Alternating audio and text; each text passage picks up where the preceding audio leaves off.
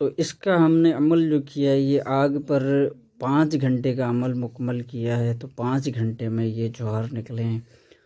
बाज़ औक़ात 3 घंटे का इस्तेमाल करते हैं लोग, 3 घंटे, 4 घंटे, 5 घंटे, 6 घंटे, 7 घंटे, 8 घंटे तक भी इसके जौहर हासिल किए जाते हैं। तो कम अज़ कम ये जो कम से कम जो है 4 घंटे लाज़मी है इसका टाइम। जो आग हमने आपको दिखाई है, इतनी आग पर कम से कम जो है ये 4 घंटे, ज़्यादा से ज़्यादा ये 8 घंटे तक इस तरह पकाकर आप जौहर हासिल कर सकते हैं। अस्सलामु अलैकुम वरहमतुल्लाहि वबरकातुहू। अब्दुल करीम आज़ाद मुखातिब हूँ। ये हम जौहर की तैयारी कर रहे हैं। जौहर बनाने के लिए जो आग का सिस्टम है वो इतनी आग रखनी है, इससे ज़्यादा नहीं रखनी। तो इसको रेत जंतर भी पकाया जाता है और सीधा आग पे भी रखा जाता है। अगर आपकी जो नीचे वाला प्याला या इस तरह की हांडिया अगर रोगनी है, मज़बूत है, तो आपने डायरेक्टली आग पे रख देना है। और अगर मज़बूत नहीं है तो फिर किसी भी बर्तन के ऊपर रेत रखकर उसके ऊपर आपने इस तरह चढ़ा देना है। तो ये हम डायरेक्टली इसको इसलिए रख रहे हैं क्योंकि हमें खदशा नहीं है इसका टूटने का। तो लिहाजा ये डायरेक्ट ही इसलिए रख रहे हैं कि इसमें टूटने फूटने का कोई खदशा वगैरह नहीं है। तो इसका तरीका ये है कि हमने एक आपने पानी बर्तन में लेकर उसमें कपड़ा भिगो देना है और कपड़े को अच्छी तरह निचोड़ लेना है, यानी कि पानी से अच्छी तरह से निचोड़ कर वो आपने इसके ऊपर कपड़ा चढ़ा देना है। इस तरह अच्छी तरह कपड़े को पानी के अंदर से निचोड़ कर सिर्फ़ हल्का सा गीला हो, बस कोई पानी की बूंद भी इसमें नहीं हो, इतना इसको अच्छी तरह निचोड़ लें। कपड़े को पानी बराबर में रखा रहे। जो ही ये कपड़ा गर्म हो तो फिर दोबारा पानी में से गीला करके फिर अच्छी तरह इसको निचोड़ कर इसके ऊपर आपने इस तरह कपड़ा रख देना है। इसका मतलब ये होता है कि ऊपर वाला प्याला हमने ठंडा रखना होता है, ताकि जैसे ही सिंबल फार को हीट पहुंचेगी, हरारत पहुंचेगी, तो ये धुआं बनेगा। धुआं बनकर आकर इस प्याले में लगेगा। अगर ऊपर वाला प्याला ठंडा होगा तो ये जौहर प्याले के ऊपर चपक जाएंगे। जो धुआं होगा वो चमट जाएगा, यानी कि चपक जाएगा इस प्याले में।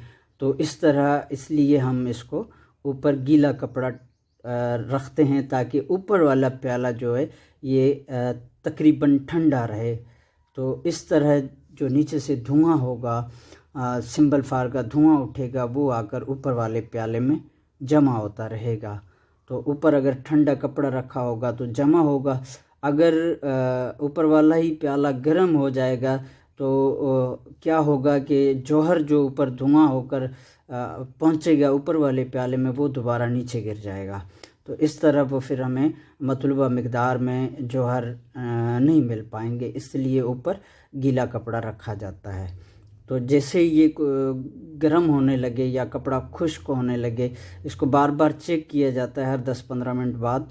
तो उसके बाद इसको कपड़े को फिर ठंडे पानी में अच्छी तरह भिगो कर फिर निचोड़ कर उसके बाद इसके ऊपर हमने दोबारा चढ़ा देना है इस तरह। तो ये इतना होना चाहिए कि कपड़ा गीला, कि ये साइडों में जो मिट्टी लगी हुई है तो इसके ऊपर भी ये देखें ऊपर है, इसके ऊपर इस वक्त मिट्टी के ऊपर है, लेकिन हमें कोई इस पर खदशा नहीं है। ये मिट्टी के ऊपर रहेगा तो भी हमें इससे कोई खदशा नहीं, ये मिट्टी को गीला नहीं करेगा, इतना ये निचोड़ा हुआ है। तो इस तरह बार बार कपड़ा डालना है।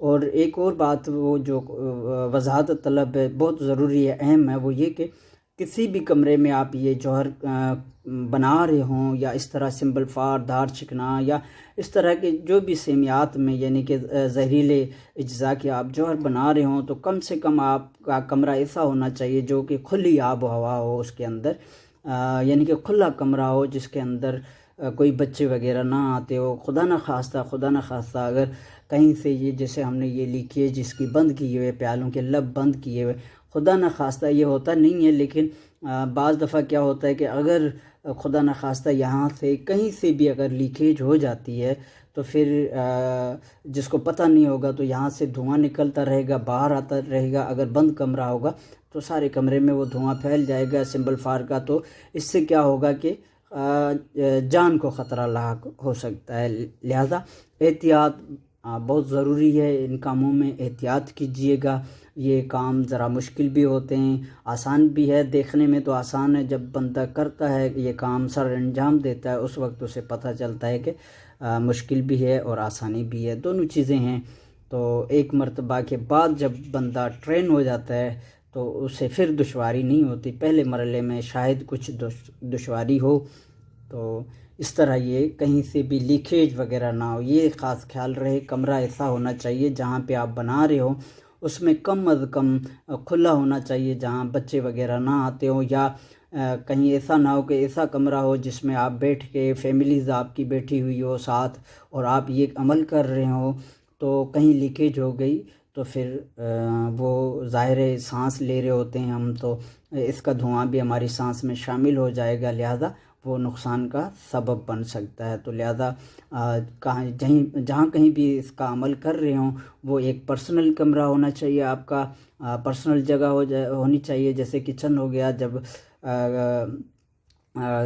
तो उसमें मखसूस यानी कि मखसूस कमरा होना चाहिए इसके लिए, या खुली हवा खुली जगह होनी चाहिए जहाँ पे हवा भी ना हो इतनी, क्योंकि हवा होगी तो ये आग जो है कम ज़्यादा होती रहेगी, तो हवा की वजह से तो वो भी ठीक नहीं होगा। तो इसको यानी कि महफूज खुद को एहतियात करनी है। असल मकसद ये है कि एहतियात लाजिम है। तो एहतियात लाजमी कीजिएगा, कहीं से भी लीकेज ना हो। जैसे ही ऊपर वाला कपड़ा गर्म होने लगे तो दोबारा आपने गीला करके ऊपर कपड़ा चढ़ा देना है। तो ये है तरीका इसका जौहर का। ये आग आप देख रहे हैं, ये आग है, इसकी इतनी आग रखनी है, इससे ज़्यादा आग नहीं रखनी। बाकी हम आपको ये जैसे ही प्रोसीजर मुकम्मल होता है तो मुकम्मल आपको दिखाते हैं कि किस तरह क्या करना है, कैसे इसको हासिल करना है, कैसे खोलना है और कैसे इसको खुरच कर रखना है। ये सारे हम आपको बाद में बताते हैं। तो ये पहला स्टेप हम आपको दिखा रहे हैं। तो इस तरह ये आग पे रखा जाता है। ये अब जौहर तैयार हो गए हैं, हम इसको खोलते हैं।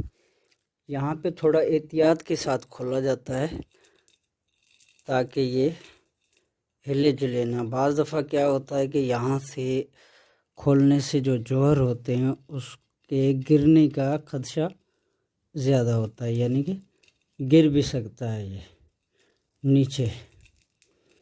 तो एहतियात के साथ इसको खोलना पड़ेगा। खोलते वक्त एहतियात की जाएगी।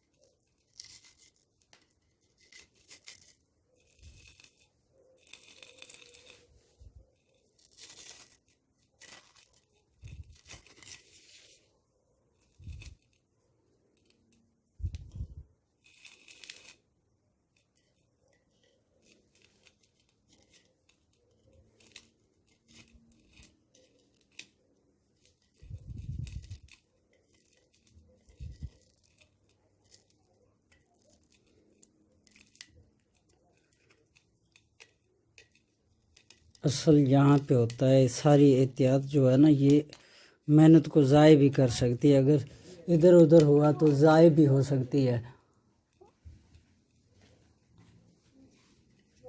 ज़ाय किया जा सकता है। अगर थोड़ी बहुत इधर उधर हुई तो जौहर जो है वो नीचे गिरने का खदशा होता है इसका।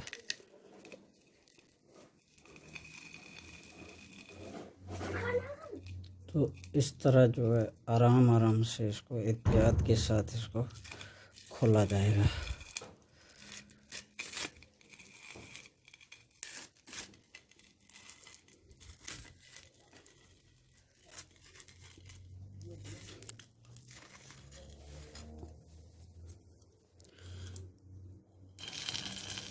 अब हमने जो ये लब बंद किए थे इनको अलग किया जाएगा।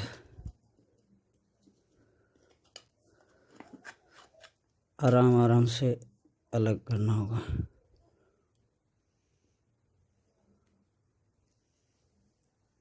ये जौहर हैं इसके, और नीचे ये आपको दिखा दें, ये इस तरह इसके जौहर निकलते हैं। ये सारे साइडों पे जौहर हैं और ये बाकी ये ऊपर आ गए हैं जौहर। तो इस तरह ये जौहर निकालते जाएंगे। हम इसको खुरच लेंगे, आराम से खुरच कर। ये सारे बारीक बारीक ये लगे हुए हैं, ये सारे जौहर हैं। ये टोटल हमने खुरच लेने होंगे। तो खुरचने के बाद इसको इस तरह ये सारे जौहर हैं। तो इस तरह ये ऊपर नीचे वाले जितने भी जौहर होंगे ये सारे हमने दोबारा मिक्स करने हैं। दोबारा मिक्स करके इसको खरल करके फिर इसी तरह दोबारा जौहर लेने, यूं यहाँ तक जौहर लेने कि ये सारा तह नशीन हो जाए। जब ये सारा तह नशीन हो जाएगा तो फिर हम इससे कुछ अलमास वगैरह बना सकते हैं। तो यहाँ पे ये खुराकी हो जाता है। ये ऊपर वाले प्याले के जौहर हैं, साइडों पे ये जौहर लगे हुए हैं, ये सारे यहाँ पे खुराकी हो जाते हैं। तो इस तरह ये जौहर निकाल कर हम इस्तेमाल करते हैं। इसी अमल को जौहर हासिल करना कहते हैं। तो ये नीचे वाला भी हम आपको दिखा रहे हैं। ये है नीचे वाला जिसमें हम मटके में नीचे रखे थे जौहर। ये है, इस तरह होंगे ये नीचे, और ऊपर वाले प्याले में इस तरह जौहर आ जाते हैं। ये बारीक होते हैं, इनको ज़रा खुरच कर एहतियात के साथ फिर इसको दोबारा खरल करके और हमने दोबारा इसी में नीचे वाला मवाद, ये वाला भी मवाद हमने उठाकर इसको दोनों को मिक्स कर लेना। मिक्स करके अच्छी तरह खरल करके उसके बाद दोबारा हमने दोबारा जौहर निकालने होते हैं। तो इस तरह करके बार बार अमल करके हमने इसके जौहर तह नशीन से मुराद ये है कि इस प्याले में जौहर जैसे ये आके इसके जौहर लगे हैं, ये यहाँ पे लगना बंद हो जाएं। तो यहाँ पे लगना जब बंद हो जाएंगे, सारे नीचे इस प्याले में होंगे, नीचे वाले प्याले में होंगे, इसमें टोटल के टोटल, यानी कि इसकी उड़ान ख़त्म हो जाए, यानी कि इसकी उड़ान बाकी ना रहे। जब इसकी उड़ान सारी ख़त्म हो जाएगी तो उस वक्त ये तह नशीन कहलाएंगे। जब तक इसमें उड़ान बाकी है तो उस वक्त तक ये जौहर तह नशीन नहीं कहलाते। तो हमने असल में इसकी उड़ान को ख़त्म करना है, यानी कि जो इसकी उड़ान है हमें वो बंद करनी है। जब ये उड़ान ख़त्म हो जाएगी तो इंशाअल्लाह अज़्ज़ व जल ये ऐसे जौहर होंगे जो कि अलमास इसके दरमियान रख कर थोड़ा सा ये पाउडर और जौहर यानी और अलमास की डली कुश्ता कर सकते हैं। तो हम एक और मज़ीद तरीका आपको इसी का ये एक मरतबा का और तरीका हम आपको दिखाएंगे। दूसरी मरतबा जब हम इसके जौहर लेंगे तो वो ज़्यादा निकलेंगे। तो ये पहला अमल है, पहले अमल में इस तरह निकले हैं, दूसरे अमल में इससे भी ज़्यादा जौहर निकलेंगे। फिर धीरे धीरे ये कम होना शुरू हो जाएंगे। बिला आखिर एक वक्त ऐसा आएगा कि ये उड़ना ही बंद हो जाएंगे। सारा मवाद इस प्याले के अंदर ही होगा। ऊपर वाले प्याला, जैसे ये हमने ऊपर वाला ये प्याला दिया है, तो इसमें कुछ भी नहीं आएगा, ये खाली ऐसे ही पड़ा होगा। तो इस वक्त इसमें ये सारे जौहर लगे हुए हैं, ये जौहर आ गए हैं। तो एक वक्त ऐसा आएगा कि तह नशीन करने के लिए कि ऊपर वाले प्याले में कुछ भी नहीं होगा, ऊपर वाला प्याला जैसे ही हम रखेंगे बिल्कुल ऐसा ही बरामद होगा, तो उस वक्त ये जौहर तह नशीन कहलाएंगे। आपकी दुआओं का तालिब अब्दुल करीम आज़ाद।